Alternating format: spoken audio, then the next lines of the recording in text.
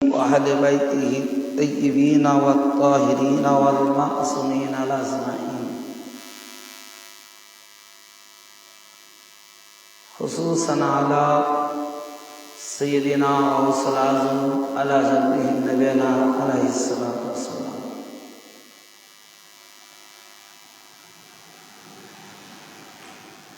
وقد قال الله تعالى في كلامه المجيد وفرقان الحميد: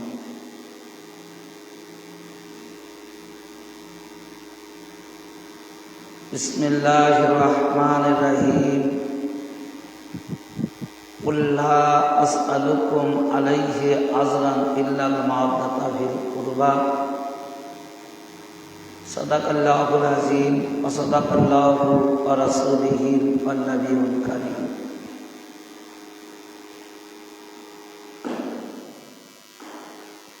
মুআজ্জাজ সামিঈন কিরাম, আজকে পবিত্র রমজান মাসের প্রথম জুম্মার নামাজ উপলক্ষে আমি আমার আলোচনার প্রারম্ভে আমার আকা মাওলা বর্তমান গদিনিশীন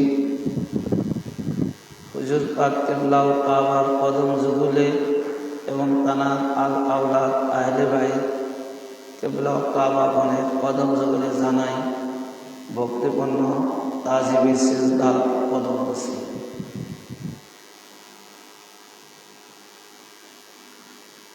অতঃপর আজকের এই নামাজ উপলক্ষে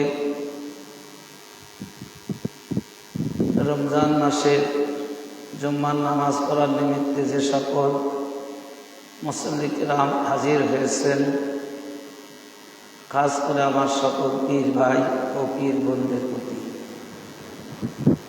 সাটিয়াকলা আঞ্জুমানে কাদিরিয়ার শাখা কমিটির সভাপতি, সেক্রেটারি সহ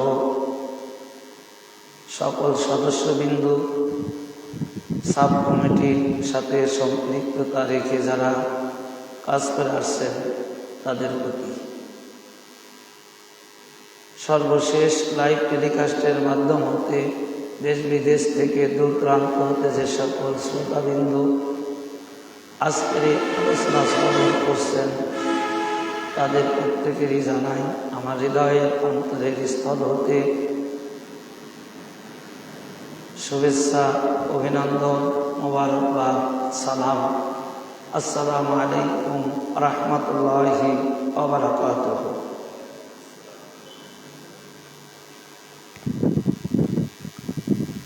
রমজান মাসের তাৎপর্য, ফজিলত।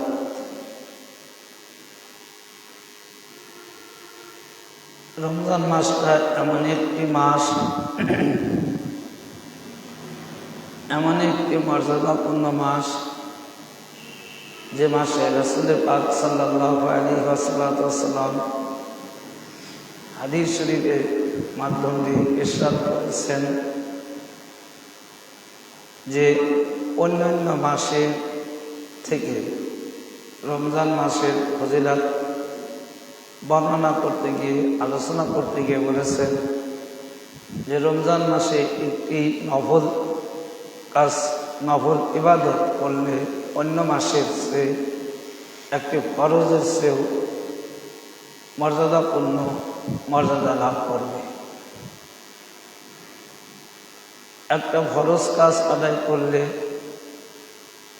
অন্য মাসের থেকে অনেক গুণ ফরজের বেশি মর্যাদা লাভ করবে এবং প্রতিটা জুম্মা হজের সাথে তুলনা করা হয়েছে। তো সেই জুম্মার এত মর্যাদা, অর্থাৎ সেই রমজান মাসে এত মর্যাদা, এত অপরান্ত নিয়ামত এই রমজান মাসে আমাদের জন্য আল্লাহ রাব্বুল আলামিন দিয়েছে। রমজান মাসে এমন কিছু ঘটনা, যে ঘটনাগুলো খুবই মর্যাদাপূর্ণ, তার মধ্যে পহেলা রমজান হুজুরে গাউসে পাকের আগমন, তেসরা রমজান, মা খাতুনে জান্নাত আতহার পাকের বেসালে হওয়া, পঞ্চম রমজান বর্তমান কাদিনিসীন আমাদের আকা মাওলার আগমন, 11 শরীফ 12 রমজান বড় হুজুর পাকের কাবার আগমন, 15 রমজান বড় ইমাম পাক, 21 রমজান মাওলা আলী আলাইহিস সালামের শাহাদত দিবস এবং 27 রমজান মাওলা হুজুর পাকের আগমন দিবস ও 28 রমজান সেখানেও আওলাদের রাসূল ছোট শাহজাদা হুজুর পাকের আগমন। এই যে 9টা প্রধান দিবস কার্য এই রমজান মাসে সংগঠিত হয়েছে এবং এই সংগঠিত হওয়ার কারণেই আল্লাহ রাব্বুল আলামিন এই রমজানকে এত মর্যাদাবান করেছেন। এছাড়াও রমজানের রোজা সম্পর্কে আল্লাহ তাআলা বলেছেন, এটা হাদিসে কুদসি থেকে এসেছে যে রাসূল পাক সাল্লাল্লাহু আলাইহি ওয়াসাল্লাম পাক বলেন যে রোজা, আল্লাহ বলতেছেন যে রোজা, আল্লাহ বলেন রোজা বান্দা আমার জন্য রাখে আর এর প্রতিদান আমি আল্লাহ দেব। কত দেব, কি দেব, এটা আল্লাহ উল্লেখ করেন, শুধু বলছেন যে বান্দা রোজাটা আমার জন্য রাখে, আমি রোজার প্রতিদান দেব। মালিক মাওলা পাক যদি দয়া করেন আজকের থেকে চেষ্টা করব রমজান মাসের ফজিলত মর্যাদা আলোচনা করার জন্য। আজকেও কয়েকটি বিষয়ের উপর আলোচনা করার চেষ্টা করব। তার মধ্যে প্রথমত যেটা, যে পহেলা রমজান হুজুরে গাউসে পাকের শুভাগমন ছিল। তো হুজুরে গাউসে পাক কিভাবে এই ধরাধামে আসলেন?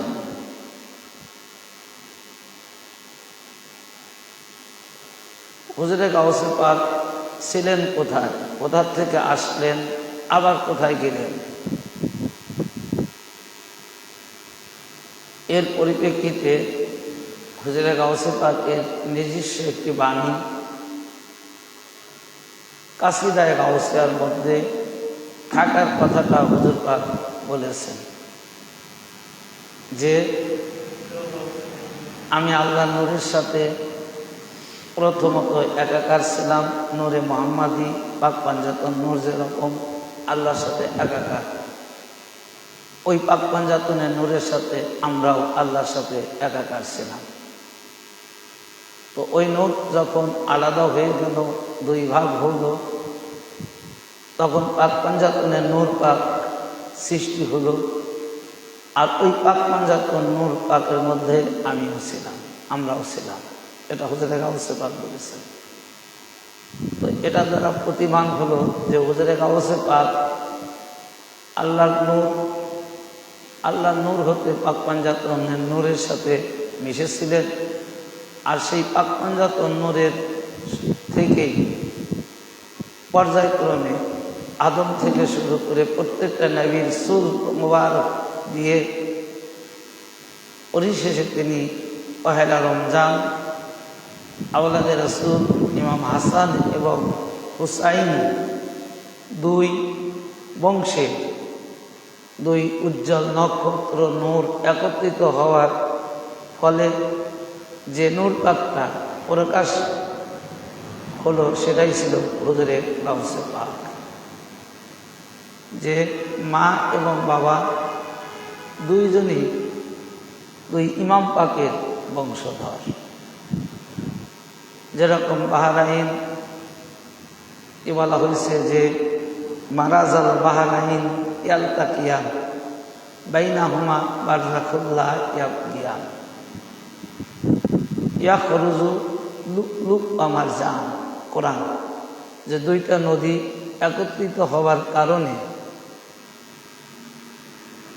আর ওই দুই নদীর থেকে অসংখ্য মণিমুক্তা বের হয়। আর সেই মণিমুক্তা খুবই অতি মর্যাদাপূর্ণ। তো কোরআন পাকের তাফসীরের আলোকে এই দুই নদী ছিলেন মওলা আলী এবং মা খাতুনে জান্নাত আতাহার। সেই দুই নদীর একত্রিত হওয়ার কারণে যে লুপলুপা মার্জা, যে অসংখ্য মণিমুক্তা বের হয়েছে, সেটা ছিল দুই ইমাম পাক। এবং দুই ইমাম পাকের যত আওলাদ শাহজাদা এই দুনিয়াতে প্রকাশ হয়েছে, প্রত্যেকটা আওলাদ পাক এক একটা মণিমুক্তা। তো পরিশেষে যখন হুজুরে গাউসে পাক মারাজাল বাহরাইনি ইয়ালতাকিয়ান, যে এখানেও দুইটা নদী একত্রিতকরণ হয়েছে। একটা ফাতিমা, যিনি হুজুরে গাউসে পাকের আম্মা, অপর নদী হজরতে আবু সালেহ জঙ্গি দাস আলাইহিস সালাম, তিনি হুজুর পাকের গাউস পাকের আব্বাজান। এই দুই নদীর মিলন ক্ষেত্র থেকে ইয়াখরুজু মিনহুমা, যে বের হলো লুলু, যে মণিমুক্তা, সেই সর্বশ্রেষ্ঠ উৎকৃষ্ট মানের মুক্তা হলো হুজুরে গাউসে পাক।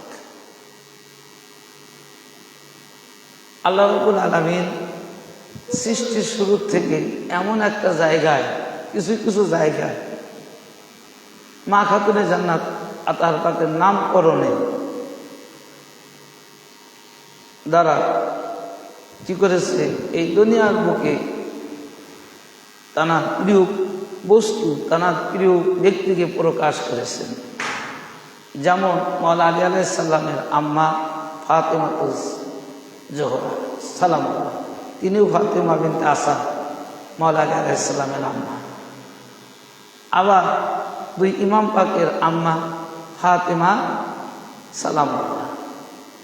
আবার যখন ইসলাম পুনরায় এই কারবালার মুআল্লার পরের থেকে যখন ইসলামের প্রসারতা বৃদ্ধি পেতে লাগলো, মানে যখন নতুন করে ইসলাম জীবিত হলো, সেই জীবিত সূচনার লগ্নে একজন ব্যক্তি ছিলেন, তেনার নামও ফাতেমাতুস সুগরা, ইমাম হুসাইন আলাইহিস সালামের কলিজার টুকরা শাহজাদি ফাতেমাতুস সুগরা।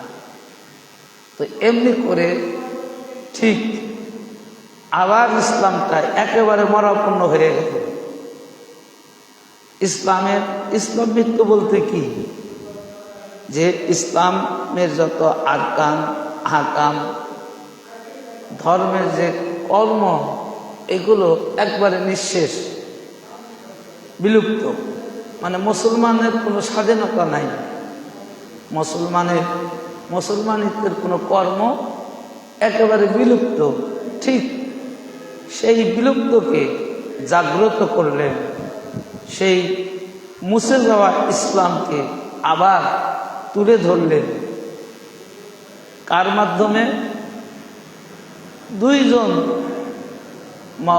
হযরতে আবু সালেহ জঙ্গি মুসা দাস আলাইহিস সালাম এবং ফাতিমা বিনতে ফাতিমা সালামুল্লাহ। তো এখানে দেখেন ফাতিমা সেট করেছেন। আজকে আমি যে আলোচনার মধ্যে যাচ্ছি, দেখেন হুজুরে গাউসে পাক তিনি কিভাবে আসলেন। তার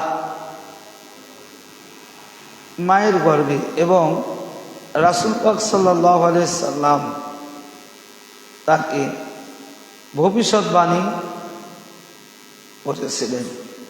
সেটা হলো এই, যে যখন হুজুরে গাউসে পাক হযরতে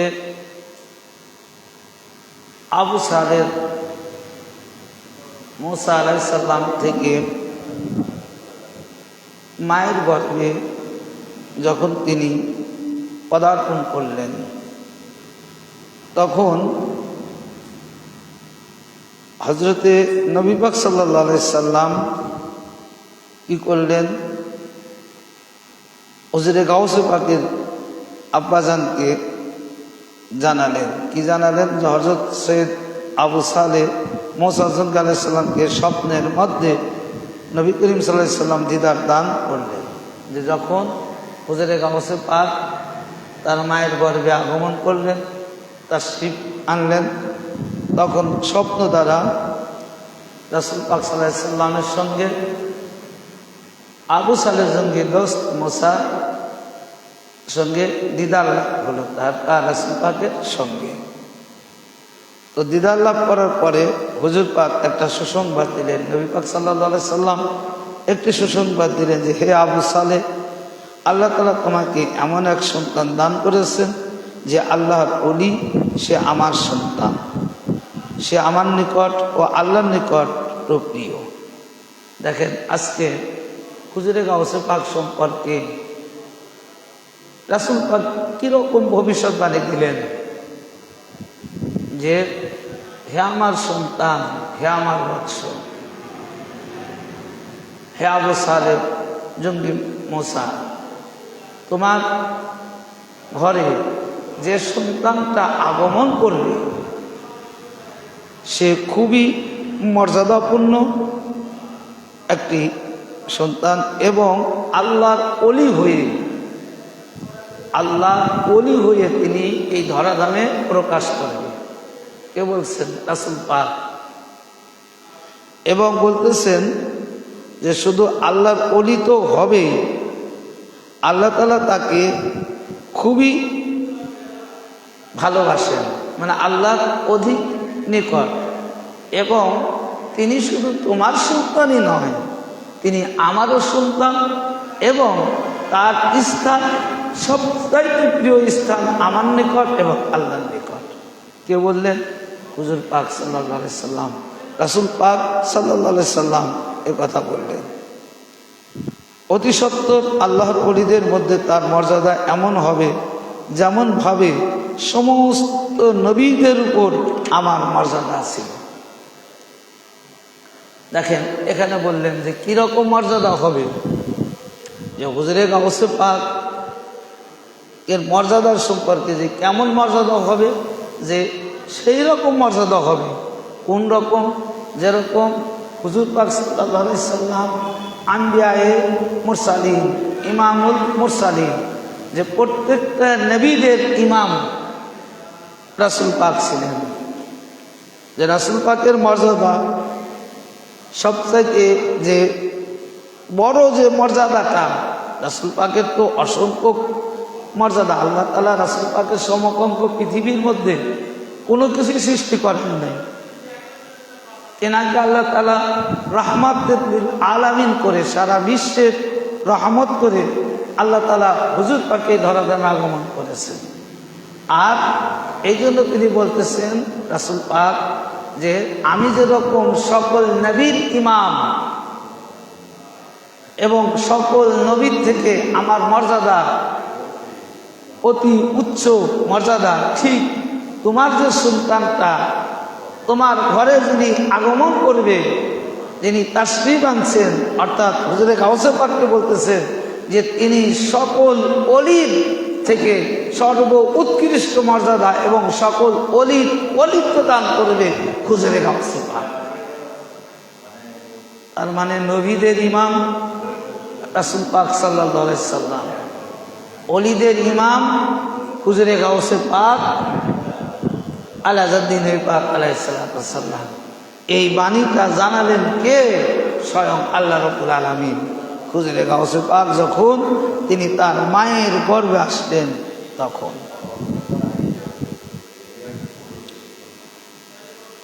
হুজুরে গাউসে পাক আজকে দেখেন এই যে রমজান, যে রোজা আমরা রাখছি, তিনি কেমন ওলি ছিলেন এটা কিন্তু শরিয়াতের ফিকাহ শাস্ত্রের কথা অনুযায়ী পূর্ণাঙ্গ জ্ঞান এবং সাবালক সুস্থবান মুসলিমের উপর রোজা ফরজ। মানে অসুস্থ ব্যক্তির উপর রোজা কিন্তু ফরজ না, অমুসলিমের উপর রোজা ফরজ না, নাবালেকের উপর অর্থাৎ শিশু যারা তাদের উপরও রোজা ফরজ না। সুস্থ হতে হবে, জ্ঞানী হতে হবে, মুসলিম হতে হবে এবং পূর্ণাঙ্গ বয়স হতে হবে। তো হুজুরে গাউসে পাক যে সময় জন্মগ্রহণ করলেন যেদিন, তাহলে সেদিন তার বয়স কতটুকু ছিল? পহেলা রমজানে। তো হুজুরে গাউসে পাকের আলামত দেখে, মানে আজকে যেরকম রোজার এই যে রমজান মাসের চাঁদ পাক দেখে আমরা দেখি, আকাশের দিকে তাকাই, তো মেঘাচ্ছন্ন থাকলে কিন্তু দেখা যায় না।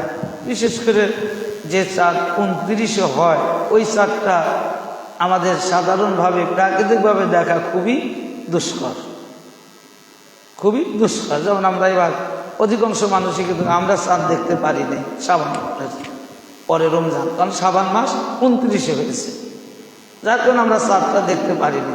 কিন্তু 30 তারিখের পরে অর্থাৎ পহেলা তারিখে গতকাল কিন্তু চাঁদটা বড় আকারে দেখা গেছে। তখন কিন্তু সবাই দেখছে, এমন কোনো ব্যক্তি নাই যে চাঁদ দেখে নেই।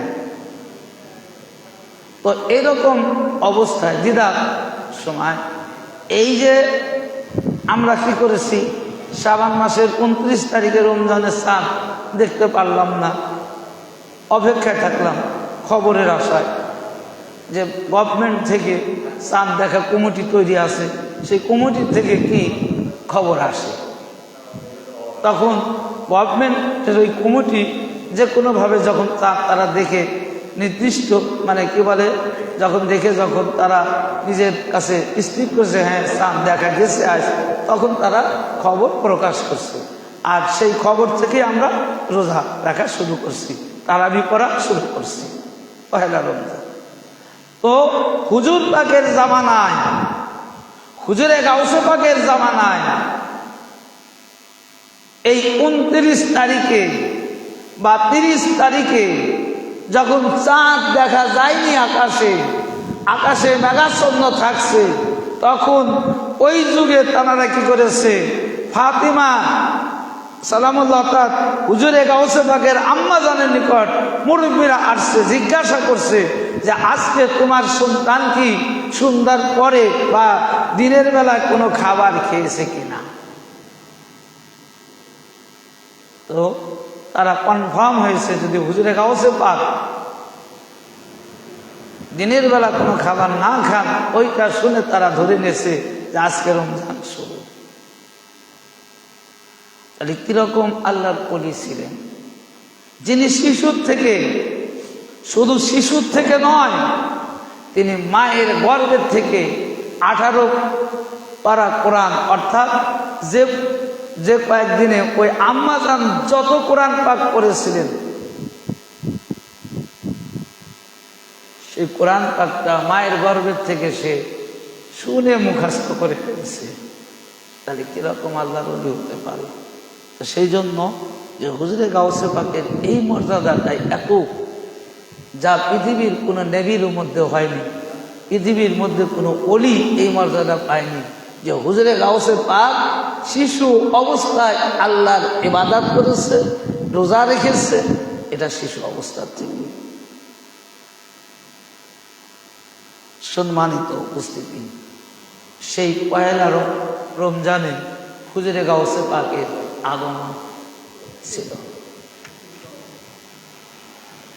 আজকে এই যে মহিউদ্দিন নামকরণ, এর মধ্যেও হুজুরে গাউসে পাকের কর্তৃত্ব রয়েছে। যে গাউসুল আজম বলেন যে 511 হিজরিতে আমি খালি পায়ে বাগদাদের দিকে সফরে ছিলাম। অতিমধ্যে একজন রুগ্ন, দুর্বল এবং রং পরিবর্তনওয়ালা ব্যক্তির সাথে আমার সাক্ষাৎ হয়। রং পরিবর্তন মানে একেবারে যেরকম একটা তাগড়া মানুষ যৌবন অবস্থায় যেরকম থাকে, যখন আস্তে আস্তে বয়স বৃদ্ধি পায় তখন কিন্তু তার আর ওই রকম গায়ের চামড়াও টান থাকে না, একবার রুগ্ন হয়ে যায়, একেবারে রুগ্ন হয়ে যায়। তা হুজুরে গাউসে পাক তিনি বলতেছেন 511 হিজরিতে এইরকম একজন ব্যক্তির সাথে আমার দেখা হলো, এবং যখন আমি তার নিকটে গেলাম তিনি আমার নাম ধরে ডাক দিলেন এবং আমাকে বললেন, তুমি আমাকে আশ্রয় দিন, আপনি আমাকে কি আশ্রয় দিন। এই ঘটনাটা দেখেন, যখন হযরতে ইমাম পাক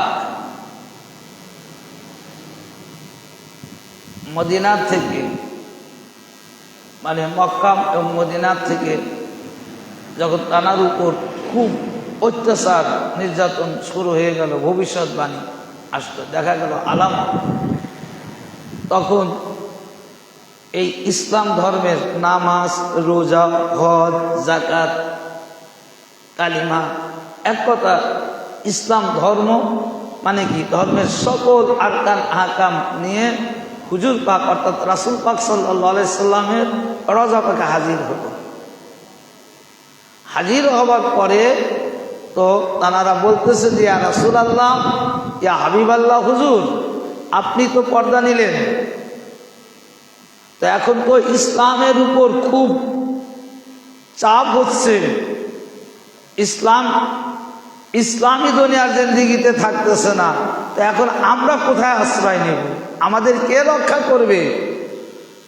এই গোটা ইসলাম ধর্ম সমস্ত আরকান আহকাম নবী পাক সাল্লাল্লাহু আলাইহি ওয়াসাল্লামের কদম পাকে গিয়ে হাজির হয়ে আরজি করলেন।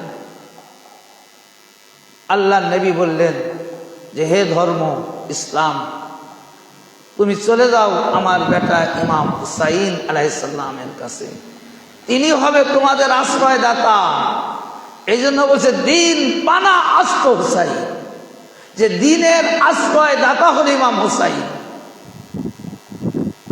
ইমাম হুসাইন দিনের ধর্মের ফাউন্ডেশন ইমাম হুসাইন, এবং আল্লাহ নবী বলে দিলেন যে তুমি চলে যাও কার কাছে?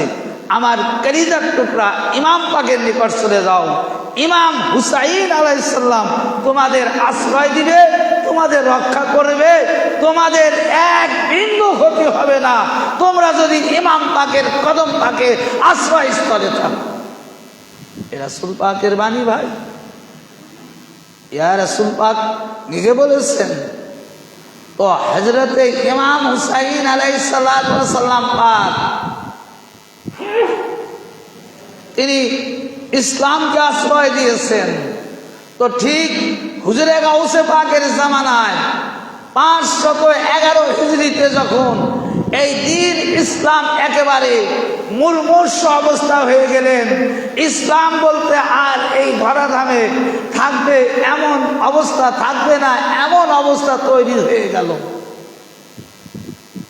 তখন একজন রোগী সেজে মানবের সুরত ধরে বৃদ্ধ বয়স্ক অর্থাৎ অসুস্থ রোগী হয়ে হুজুরে গাউসে পাকের শরণাপন্ন হয়ে বললেন যে হে গাউসুল আজম, আমি যে রোগী দেখছো, যে বৃদ্ধ মানুষটারে তুমি দেখছো, আপনি দেখেছেন আমি সাধারণ কোনো মানুষ নই, আমি বৃদ্ধ মানুষ নই, আমি ইসলামের রূপ, অর্থাৎ একজন বৃদ্ধ মানুষ রোগী মানুষের যে অবস্থা তৈরি হয় অসুখ হলে, ঠিক আমি সেই ইসলাম, আমার এমন একটা রোগ হয়েছে, এমন একটা অবস্থা তৈরি হয়েছে যে আর কিছুক্ষণের মধ্যে আমি ইসলাম এই সারা বিশ্বের থেকে বিলুপ্ত হয়ে যাব যদি আপনি আশ্রয় না দেন, যদি আপনি আমাকে রক্ষা না করেন। সুতরাং আপনি আমাকে রক্ষা করুন, আশ্রয় দেন। তখন হুজুরে গাউসে পাক সেই ইসলামকে আশ্রয় দিলেন। যে হুজুরে গাউসে পাক তিনি বলেন যে আমি এই ইসলামকে আশ্রয় দেওয়ার পরে তিনি বিলুপ্ত হয়ে গেলেন, অদৃশ্য হয়ে গেলেন। আর আমি যখন বাগদাদ নগরীতে পৌঁছাইলাম, প্রত্যেকেই আমাকে ডাক দিচ্ছেন মহিউদ্দিন আব্দুল কাদের জিলানী।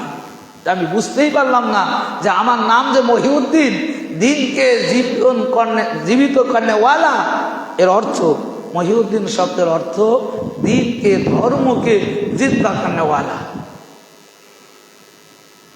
হুজুরে গাউসে পাক তিনি বলতেছেন যে আমি যখন রাস্তার মধ্যে এই ইসলামকে আশ্রয় দিলাম, ধর্মকে যখন আশ্রয় দিলাম, তো আশ্রয় দেওয়ার পরে তিনি গায়েব হয়ে গেলেন। তিনি আর ওখানে থাকলেন না, গায়েব হয়ে গেলেন। তো গায়েব হওয়ার পরে আমি যখন বাগদাদে গেলাম, বাগদাদ শরীফে যখন আমি পৌঁছালাম, বাগদাদের মানুষ আমাকে ডাক দিলেন মহিউদ্দিন বলে, যে দিন জীবিত কন্যাওয়ালা বলে ডাক দিলেন। ভাই এগুলো কে জানাইছে? সাধারণ মানুষ। আপনারা কি আল্লাহর, আমরা কি সবাই আল্লাহর ওলি? এখন এই মসজিদের বাইরে কি হচ্ছে এটাই তো আমাদের বলার ক্ষমতা নেই। কাশীনাথপুর বাজারে কি হচ্ছে আমরা কি এখান থেকে বলতে পারবো? কেউ বলতে পারবো না। আমরা বাড়ি থেকে নামাজের নিয়তে মসজিদে হাজির হয়েছি, এখন বাড়ির মধ্যে কি হচ্ছে এটাও আমাদের বলার ক্ষমতা নেই। তো হুজুরে গাউসে পাকের ঘটনা রাস্তায়, হুজুরে গাউসে পাকের ইসলাম জিন্দা করার ঘটনা ঘটলো রাস্তায়, তো বাগদাদে পৌঁছাইল কে? প্রশ্ন আসে না যে বাগদাদে পৌঁছাইল? তার মানে হুজুরে গাউসে পাক যে কর্ম যখন তিনি করছেন, এটা হুজুরে গাউসে পাক নিজে বলেছেন যে আমি তোমাদের মাঝে যে বক্তব্য দেই, আমার এই বক্তব্য শুধু তোমরা এখানে হাজির আছো তানারাই শ্রবণ করছো তা নয়, আমার বক্তব্য কুল কায়নাতের তামাম জাহানের এমন কোন জায়গায় নাই যে এমন কোন স্থান থেকে মানুষ আমার বক্তব্য শুনতে পায় না। মানে আমি বক্তব্য দিচ্ছি মসজিদে, কিন্তু আমার বক্তব্য তামাম কুল কায়নাতের মাখলুকাত শ্রবণ করছে। এটা হুজুর গাউসে পাকের ওয়াজ যখন তিনি করতেন, যে তোমরা গিয়ে বলবে না, তার আগেই তানারাই জেনে গেছে। কে জানায়? কারণ আল্লাহ তাকে ভালোবাসে। এই যে প্রথমেই বললাম যে আল্লাহ নবী স্বপ্নের মাধ্যমে জানিয়ে দিলেন যে হুজুরে গাউসে পাক আমার প্রিয়, আল্লাহর প্রিয়, আমার সন্তান, আল্লাহর প্রিয় ব্যক্তি। রাসূল পাক যাকে সন্তান হিসেবে অবহিত করেছেন, ডেকেছেন, হুজুরে গাউসে পাককে রাসূল পাক নিজের সন্তান হিসেবে ডাক দিয়েছেন, বলেছেন যে তোমার গর্ভে ওটা আমার সন্তান,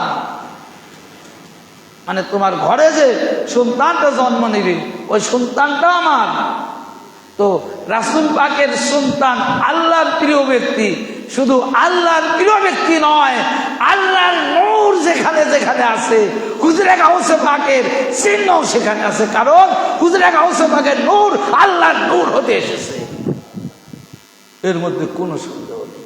কারণ হুজুরে গাউসে পাক নিজে বলেছেন যে আমি আল্লাহর নূরের সাথে পাক পাঞ্জাতনের নূর হয়ে একত্রিত ছিলাম। যখন পাক পাঞ্জাতনের নূর পাক আলাদা হয়েছে তখন আমার নূর পাক আলাদা হয়েছে। তো আল্লাহর নূর যদি এখানে থাকে, আল্লাহর নূর যদি সমুদ্রে থাকে, আল্লাহর নূর যদি সারা পৃথিবীর মধ্যে বিরাজ করে, হুজুরে গাউসে পাক তামাম জাহানে বিরাজ করছেন। যার কারণে হুজুরে গাউসে পাক বক্তব্য দিচ্ছেন মসজিদ থেকে, আর কুল কায়নাতের সকল মাখলুকাতি হুজুরে গাউসে পাকের বক্তব্য শ্রবণ করেছেন। এটা বেশক।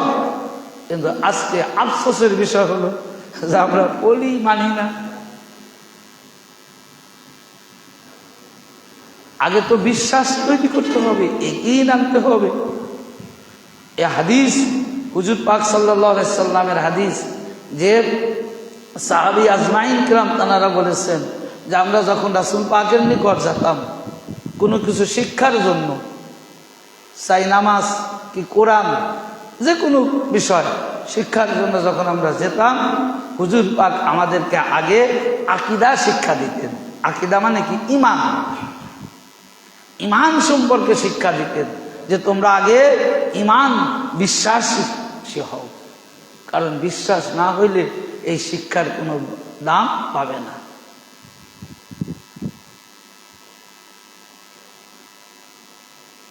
আজকে দেখেন যে বিশ্বাসটা কি আসলে।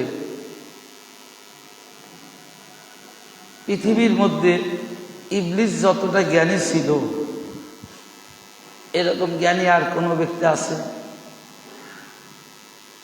যদি জ্ঞান দ্বারা যদি জান্নাতে যাওয়া যেত, তাহলে আগে ইবলিস জান্নাতে যেত।